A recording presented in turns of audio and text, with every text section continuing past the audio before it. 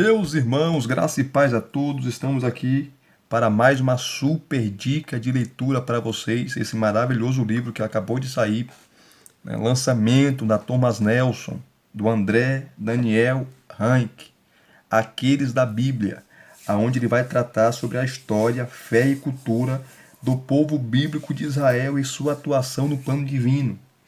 Ele tinha lançado e já faz uns 2 anos que ele lançou esse livro, 3 anos por aí. Esse aqui, ó, Os Outros da Bíblia, que eu fiz o review aqui já no canal desse livro. Procure aqui que você vai encontrar, onde ele vai tratar de vários povos, de várias civilizações, como os romanos, como os babilônicos, os persas, os egípcios, tá? Ele vai tratar dessa questão nesse livro aqui, Os Outros da Bíblia. Nesse aqui, que é lançamento, Aqueles da Bíblia, ele vai tratar só da história ou da historicidade de Israel. O que as pesquisas mais atuais têm falado acerca de Israel, ou da origem desse povo. Um debate imenso na academia, porque não há um consenso entre os estudiosos sobre a formação desse povo. Inclusive, tem uma linha que está ganhando força, chamada de história deuterocanônica, ou melhor, deuteronômica, que vai trabalhar e dizer que os livros, o Pentateuco, Josué, Juízes, foi escrito ali por volta do século VIII, né? No século VIII antes de Cristo, no período ali de Jeroboão II, de Josias, tá? Que Moisés não escreveu o Pentateuco, que o livro de Josué há muitos exageros, não foi tudo aquilo, tá? O povo chegou a Canaã, mas aquela conquista avassaladora, vitoriosa, maravilhosa, é tudo mentira, né? O escritor que escreveu o livro de Josué, segundo esses que defendem esse ponto, exagerou bastante para dar uma credibilidade, uma autenticidade, né? Para dar assim, colocar Israel no patamar muito elevado, enfim. Tudo isso ele vai trabalhar aqui. Então, se você quer entender a formação do povo de Deus na perspectiva bíblica, histórica, teológica, arqueológica, antropológica, é isso que ele vai tratar aqui. Desde as origens, tá? Onde ele vai passear pela história do Antigo Testamento, trazendo a origem do povo de Israel, né? Nossa leitura da Bíblia é profundamente, queridos, influenciada pela maneira como imaginamos o passado. Ciente disso, o autor, o André Daniel Hank, ele propõe uma nova imaginação dessa narrativa, trazendo as pesquisas acadêmicas da arqueologia e da historiografia para compor o contexto de formação do Israel antigo. André Daniel Hank, ele busca compreender esse povo na especificidade de cada época, explicitando as muitas identidades tão belamente descritas nas páginas da Bíblia. Por isso ele pergunta, aí tem algumas perguntas, né? O que diferencia e o que aproxima o mesopotâmio Abraão do levita Moisés? Que relação de continuidade cultural há entre o danita Sansão e o efraimita Samuel? Quais são as ligações deles com o judaíta Davi ou com o judeu Paulo? E com o Galileu Jesus? Eles falavam a mesma língua? Como os antigos israelitas se relacionavam com as culturas vizinhas? Como era a compreensão de Deus em cada tempo? Essas são algumas questões exploradas em uma ampla pesquisa, com pinceladas da história, dos impérios e das influências políticas, culturais e religiosas dos outros povos sobre Israel. É isso que ele vai tratar aqui nesse livro, tá? Livro maravilhoso. E sem delongas aqui, vamos lá, que eu não quero demorar muito nesse review, né? Quero ser sucinto nesse review aqui. Quem é esse camarada? André Daniel Hank. Vou mostrar só aqui a a ficha dele, né? O currículo dele.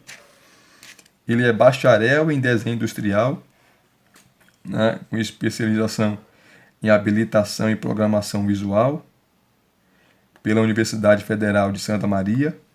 É licenciado em História pela Universidade Federal do Rio Grande do Sul e mestre em Teologia, com ênfase em História, né? Pelas faculdades EST, São Leopoldo. Atualmente cursa doutorado em Teologia, também também pela faculdade EST. Então, esse é o currículo dele, né? Currículo maravilhoso. E ele vai trabalhar essa questão desse maravilhoso livro, tá? Aqui ele já começa com algumas ilustrações, né? Como um ofertante de Mari, que é um busto de ofertante encontrado em Tel Hariri, na Síria, ali em escavações arqueológicas, datado de 2350 a 2200 a.C. Não é hebreu, mas corresponde às tradições do tempo dos migrantes na região do entorno da narrativa bíblica. Aqui um escravo egípcio carregando tijolo. Aqui é um bezerro de ouro. Aqui um altar de chifres. A esfinge entre lótus, falcão, cornucópia dupla e a menorá, né? Imagem esculpida do arco de Tito, ilustrando o saque do templo de Jerusalém em 70 d.C. E aqui está o sumário. Tá?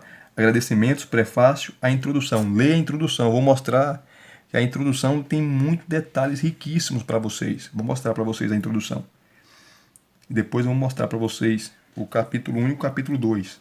Tá? Rapidamente, porque não dá para mostrar tudo. O capítulo 1, aqueles entre os outros, onde ele vai trabalhar a identidade cultural. Né? Que todo povo tem a sua cultura própria, as suas línguas. Todos os povos, né, têm as suas línguas, os seus dialetos, as suas crenças, a sua religião, o que define a identidade cultural de um povo. Aqui ele vai trabalhar no capítulo 1.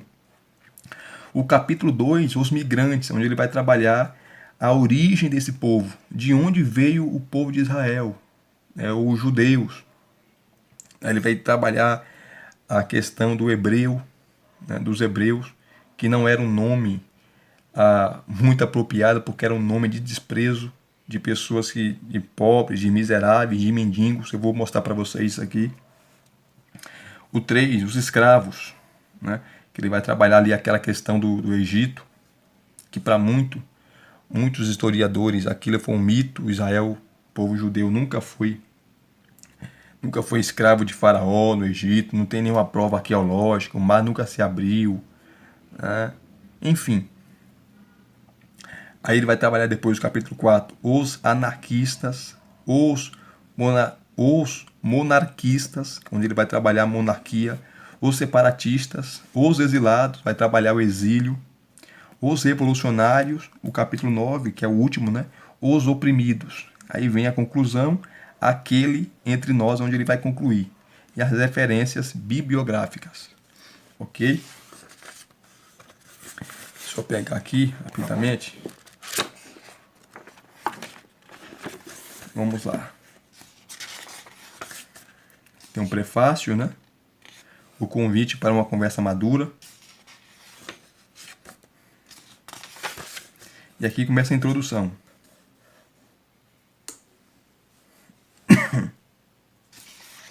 A introdução é muito boa. Eu anotei aqui algumas coisinhas interessantes, como aqui, ó. Ele começa a tratar questionamentos à historicidade do texto bíblico. Que muita gente questiona a autenticidade, a historicidade, se de fato alguns eventos aconteceram, como a conquista de Canaã por Josué, se aquele relato de fato é verídico. Muita gente acredita que não é verídico, que há muita inverdades ali, há muita mentira, há muito exagero, principalmente os críticos, né? E os liberais que não creem na Bíblia. A Bíblia é um livro cheio de erro, é um livro cheio de contradições, né? Cheio de histórias fictícias. E aqui ele vai trabalhar sobre 3 linhas 3 linhas que trabalham essa questão, né? A primeira, ou 3 escolas, na verdade, né? 3 escolas. Vamos lá aqui, ó. Tais questões levaram os historiadores do Israel antigo a se posicionarem frente ao uso ou não da Bíblia como uma fonte histórica segura. Basicamente, são 3 posturas acadêmicas. A primeira é a escola maximalista, a segunda, minimalista, e a terceira, alternativa. A escola maximalista, que é a primeira, né, ela defende o conteúdo da Bíblia como inteiramente histórico. Os pesquisadores dessa escola usam o texto bíblico como base e orientação para as pesquisas arqueológicas, as quais são usadas para confirmar a veracidade da Bíblia. A segunda escola, que é a escola minimalista, tem uma postura diretamente oposta à maximalista, totalmente oposta. Para ela, não há a menor possibilidade de a Bíblia ser uma fonte confiável e não deve ser usada como base para escrever a história antiga de Israel. Para essa escola, o Antigo Testamento foi um produto muito tardio em relação aos eventos narrados, razão pela qual teria perdido sua historicidade. Então, para eles, aí você tem que trabalhar agora a questão da história deuteronômica, né? Que os livros, o Pentateuco, Josué, Juízes, foi escrito lá no século 8, ali no período de Jeroboão II, enfim. E os escritores falou ou tratou esses assuntos do passado de uma maneira assim gloriosa, apoteótica, aquela coisa toda, mas nada daquilo é verdade. Muita coisa do que ele escreveu ali é tudo mentira, tudo imaginação, tudo uma alta exacerbação para glorificar o Deus dos hebreus, enfim. É isso que trabalha a escola minimalista. A terceira escola, né, a escola que se denomina alternativa, está mais alinhada com o que a teologia chama de hermenêutica histórico-crítica. Essa escola continua considerando boa parte do Pentateuco como escrita na monarquia tardia, como eu falei para vocês, que é o final do século VIII a.C., mas cujo texto foi produzido a partir de documentos anteriores e tradições orais de Israel e Judá, acrescidos da ideologia dos redatores finais. É por isso que ela faz uma leitura regressiva dos textos bíblicos, tentando reconstruir o contexto de escrita e refletir sobre as duas histórias em questão, a do conteúdo, o que aconteceu no passado, e a da redação, o que motivou a escrever naquele momento. Enfim, está em andamento um debate muito profundo a respeito do antigo Israel. Nesse processo, tem havido a busca de novas fontes para a reconstrução de sua história, compondo uma nova historiografia que continua utilizando o texto bíblico, mas recorre a ele como fonte secundária. Olha que interessante. Aí ele começa a falar aqui, ó, das teorias historiográficas de ocupação de Canaã. Ele vai trabalhar aqui várias teorias, né? Como o povo ocupou Canaã, ou como chegou Canaã. Aí tem várias teorias, eu não vou citar aqui para a gente ganhar tempo, tá? Como a teoria da conquista relâmpago, a teoria da infiltração pacífica, a teoria da revolta dos camponeses, enfim, vai citar várias teorias que os estudiosos, os arqueólogos, os historiadores têm acerca da ocupação do povo de Israel, ou os hebreus, né, em Canaã. Continuando aqui. E sempre, queridos, aqui embaixo, ele vai citar várias notas de rodapé, né? Várias notas de rodapé, onde ele tirou a citação, tá? De que material, qual livro ele citou, vai citar teólogos aqui, vai citar arqueólogos, não só teólogos, né? Livros históricos, enfim. Aí ele vem aqui, ó, em defesa do texto bíblico, sobre a narrativa ideológica, o problema da cronologia e do anacronismo, você olhar para o texto bíblico com o olhar do século XXI, você ir para o texto bíblico com a mente do século XXI, isso é anacronismo. Tomar cuidado com isso. Ele fala aqui, né, e a cronologia também é um problema, porque nenhuma data é exata, né? de tal ano a tal ano. É sempre assim a cronologia bíblica, né? Você não tem uma data exata. Então isso complica a pesquisa às vezes.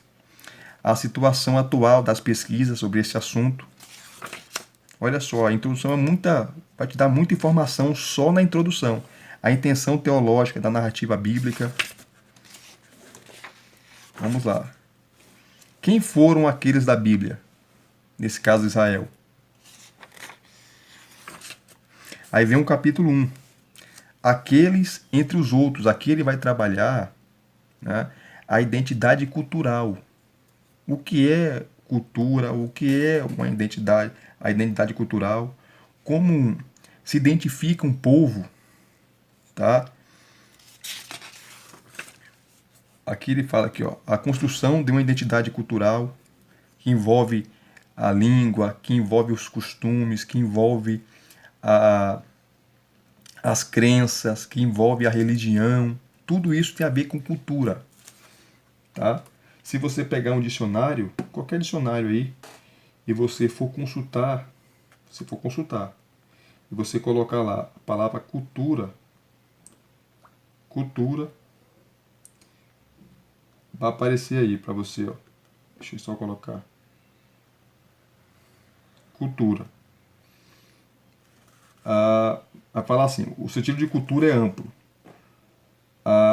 O que nos interessa aqui é saber que cultura corresponde ao conjunto de hábitos, crenças e conhecimentos de um povo ou um determinado grupo artístico, né? Pode ser literário, dramatúrgico. Que nome difícil de falar, hein? Meu Deus do céu. Literário, dramatúrgico, musical, derivado das artes plásticas, que cultiva algum modo, um padrão estético, enfim. Mas para nós aqui o que serve é esse tema aqui, ó, que é um conjunto de hábitos, crenças e conhecimentos de um povo ou um determinado grupo. Isso é cultura.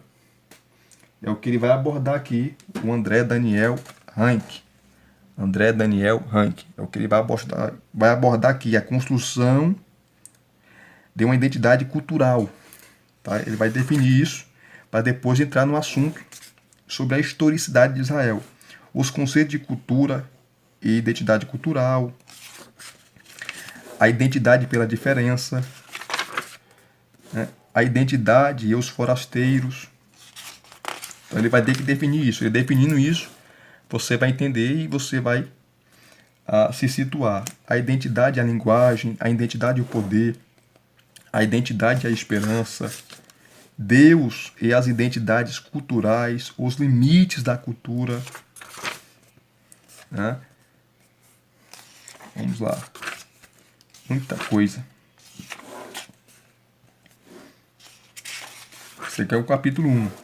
Aí, terminando, definindo isso, ele vai começar a falar, ó, história do antigo Israel, identidades em construção, a identidade do povo de Israel, tá? Aqui ele vai citar a Bíblia, os textos bíblicos, né, para comprovar a historicidade, por aí vai. Uma identidade cultural, entre outras, um entendimento de Deus, entre outros. Aqui ele termina definindo isso, né?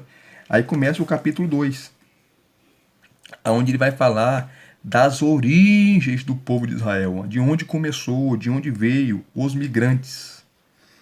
Tá? E é interessante que ele vai falar aqui do termo patriarca, né? Eu gostei muito do que ele fala aqui, ó, do termo patriarca. Quer ver, ó? Ele fala de Abraão, Isaac e Jacó, os famosos patriarcas, né? Aí ele fala aqui, ó, esses personagens, Abraão, Isaac e Jacó, são tradicionalmente chamados de patriarcas. Esse substantivo é usado 3 vezes pelos autores bíblicos no Novo Testamento. Aí ele fala, não utilizarei esse termo porque se trata de uma nomenclatura tardia, usada quando o povo já estabelecido olhou para trás e identificou o ancestral fundador, nesse caso Abraão. Na verdade, patriarca é uma palavra que nem sequer tem origem hebraica, mas grega. É a união de 2 palavras, como pater, pai, e arquê, que significa autoridade. Os pais que foram princípios de autoridade. Assim, patriarca tem um sentido fundador. Os textos do Antigo Testamento usavam mais a palavra ha-abot, os pais. É esse o termo que prefiro usar aqui para designar esses personagens, dadas as características migratórias de seu modo de subsistência. Eu os chamarei de pais migrantes. E sempre aqui as notas de rodapé. Deixa eu correr aqui há 20 minutos. Passa rápido o tempo. Passa rápido. Aí vem, os pais migrantes, nesse caso os patriarcas, né, começaram sua jornada talvez entre 2000 a 1800 a.C. Não sabemos a data exata. Como ele fala aqui, que a data é um problema terrível, né? As datas não tem a datação exata, então fica difícil. Então há muita especulação. Há muita especulação. Embora seja um tempo muito antigo, um bocado de água já havia rolado nos portentosos Tigre,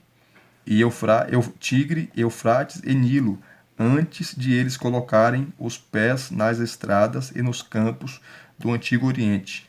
É essa longa história que tentarei resumir nas próximas páginas. Aí ele começa a falar do contexto geopolítico do Antigo Oriente, tá? Começa a falar sobre isso, o período do Bronze, né? E por aí vai. Aí ele começa falando da Mesopotâmia, que a palavra Mesopotâmia significa entre rios. Foi aqui que começou o mundo, né? E aqui que o Abraão veio, o pai da nação judaica. Ele começa a definir isso. Muito bom essa parte aqui. Uma pena que não dá para ler, né? Por causa do tempo. Vai falar da cidade de Ur. Vai citar aqui Hammurabi. Enfim. Aí ele vem aqui, ó, Canaã. Vai falar sobre Canaã. Egito. Trazendo toda a historicidade para você entender. Aí vem aqui, essa parte muito interessante também, né? Como todo livro é interessante, todo livro é. As características dos pais migrantes. Ou, para você se situar melhor, os patriarcas. Aqui ele vai falar do termo hebreu, né, que é muito usado. Olha o que ele vai falar aqui. Ó. Hoje em dia o termo hebreu é usado como designação exclusiva para os judeus. Para se ter uma ideia, a principal instituição da cultura judaica contemporânea se chama hebraica, ou cultura hebraica. Entretanto, o uso dessa palavra é relativamente raro na Bíblia, principalmente nas narrativas mais antigas. Compreender seu significado e uso pode nos auxiliar a recuperar algo das origens daquele povo. Aí vem hebreu, que é ibre. Ou a forma cananeia Eber, significa que é do outro lado, ou que fica do outro lado. E aparece apenas 33 vezes no Antigo Testamento, enquanto Israel é usado 2.500 vezes, o termo Israel, o nome. Essas poucas ocorrências aparecem em pontos específicos, como na história de José, que cita aqui Gênesis, em narrativas do Êxodo, ainda no contexto do Egito, e nas lutas contra os filisteus.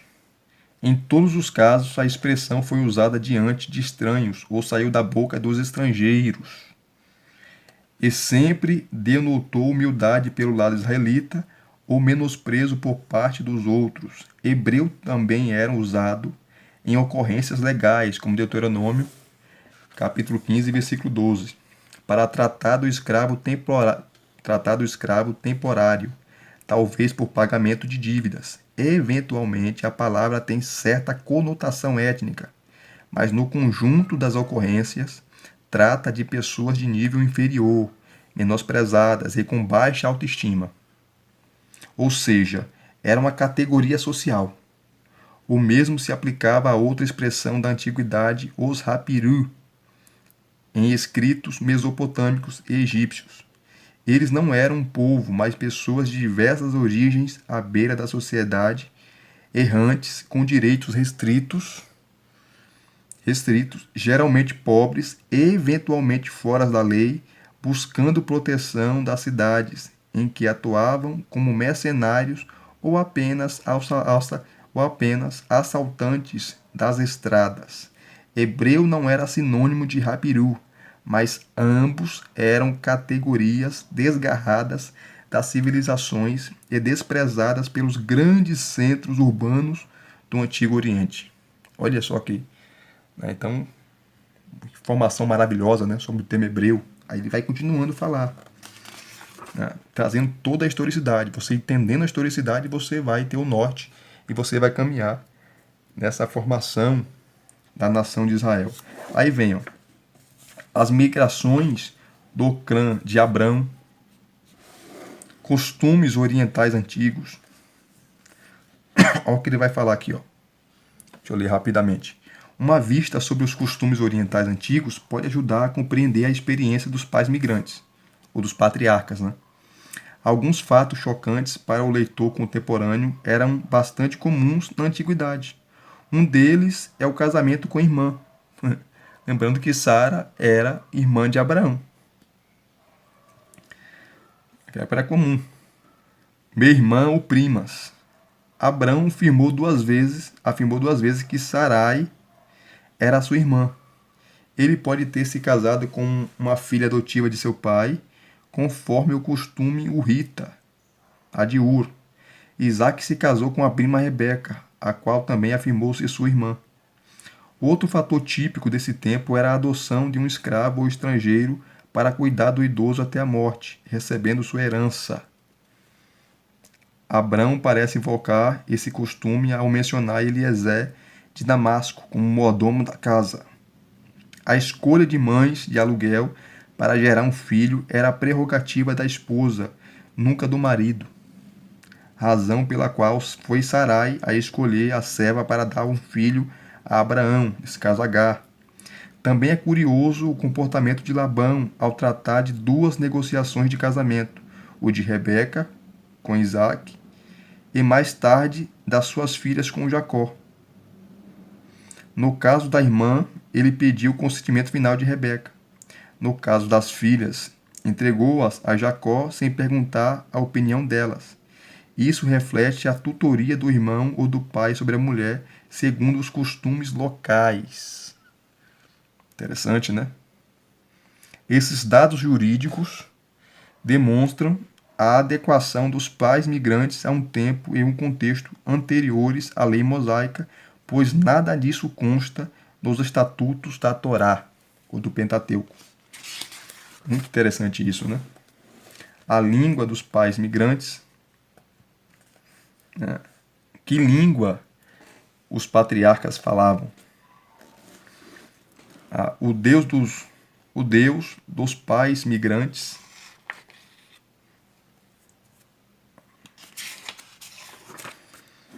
a religião praticada pelos pais migrantes, os patriarcas, né? A história bíblica dos pais migrantes, uma promessa de longo prazo, uma jornada de fé. Vamos correr. Soluções humanas e o cumprimento de uma promessa. Um sacrifício a Deus e a continuidade da promessa. De Jacó a Israel. As 12 tribos, né? Os pais das tribos em Canaã. Os migrantes no Egito. Sempre aqui, ó, as notas de rodapé. Tá? Conclusão, ele conclui o capítulo 2. Aí vem o capítulo 3, onde ele vai trabalhar na escravidão ali, né, o povo no Egito. Aí aquele contexto todo que ele tratou no capítulo 2, sobre o povo ir para o Egito. José mandou o povo vir para o Egito, sua família, seu pai. Só que o povo cresceu, proliferou, né, virou uma nação numerosa. E no livro de Êxodo já aparece esse povo sendo oprimido por um faraó que não conhecia José. A história de José. E oprimiu o povo. Então ele vai trabalhar aqui no capítulo 3. Tá?